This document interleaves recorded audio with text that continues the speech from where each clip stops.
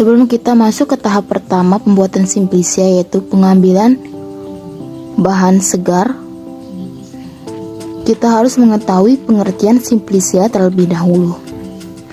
Simplisia menurut Farmakope Indonesia edisi 3 adalah bahan alam yang digunakan sebagai obat yang belum mengalami pengolahan apapun juga, kecuali dinyatakan lain berupa bahan yang telah dikeringkan. Selain itu, simplisia terbagi atas 3 golongan, yaitu yang pertama simplisia nabati. Simplisia nabati adalah simplisia yang didapatkan dari tanaman utuh, bagian tanaman, eksudat tanaman, atau gabungan antara ketiganya. Yang kedua, simplisia hewani.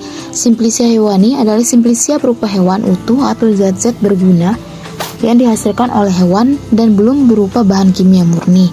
Yang ketiga, simplisia pelikan atau mineral. Simplisia pelikan atau mineral adalah simplisia berupa bahan pelikan atau mineral yang belum diolah atau telah diolah dengan cara sederhana. Lanjut ke cara pembuatan simplisia daun kelor atau yang dikenal dengan Maringo oleifera. Tahap pertama yaitu pengambilan sampel daun segar. Kita lanjut ke tahap pengambilan sampel daun segar. Bahan yang kami gunakan adalah daun kelor atau biasa dikenal dengan Maringo oleifera. Daun kelor dapat kita ketahui merupakan tanaman tropis yang sejak lama telah dimanfaatkan sebagai pengobatan tradisional. Tanaman ini dapat dikenal dari bentuk daun yang berukuran kecil. Pada pohon kelor juga mudah tumbuh dan bisa hidup di tanah yang tidak terlalu subur. Daun kelor juga dapat diolah menjadi jamu, herbal, hingga suplemen. Manfaat daun kelor bagi kesehatan tidak perlu diragukan lagi. Tanaman ini sudah lama dikenal sebagai tanaman herbal yang baik untuk mencegah tekanan darah hingga mencegah kanker. Tidak hanya itu, ternyata daun kelor memiliki beragam manfaat lainnya, yaitu menurunkan kadar gula darah. Nah, kita lanjut ke tahap selanjutnya, yaitu sortasi basah. Pada PDF sebelumnya, kita membahas tentang pengambilan sampel daun segar.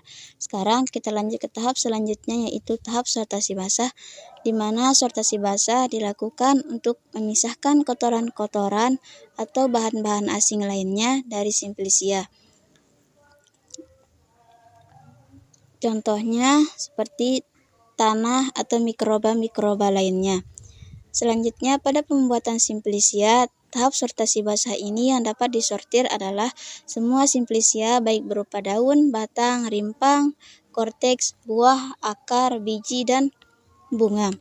Kita lanjut ke contoh batasan yang disortir pada simplisia daun. Yang diambil adalah daun yang berwarna hijau muda, hijau tua, sedangkan yang dibuang adalah daun yang berwarna kuning atau kecoklatan. Setelah proses sortasi basah, selanjutnya ke tahap pencucian. Pencucian bertujuan untuk menghilangkan kotoran atau mikroba-mikroba yang melekat pada bahan simplisia.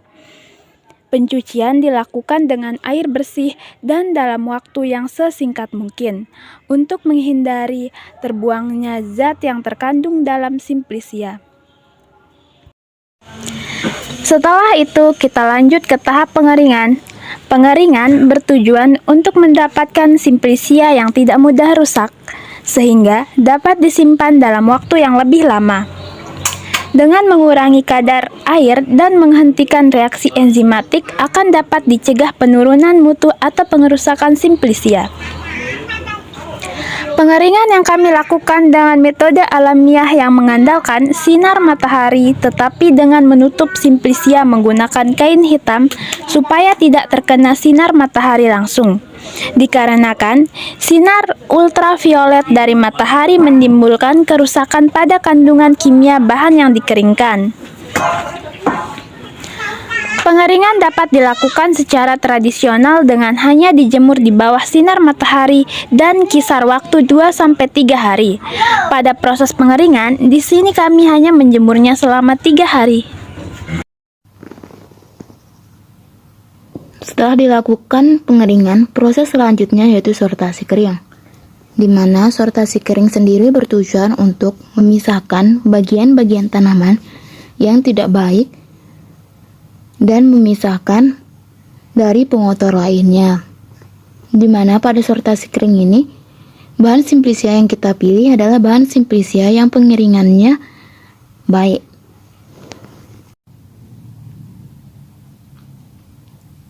Oke, selanjutnya, karena proses sortasi kering telah dilakukan, maka proses selanjutnya yang dilakukan adalah menghaluskan bahan simplisia yang telah disortasi kering tadi menggunakan blender sampai bahan simplisia tersebut benar-benar halus.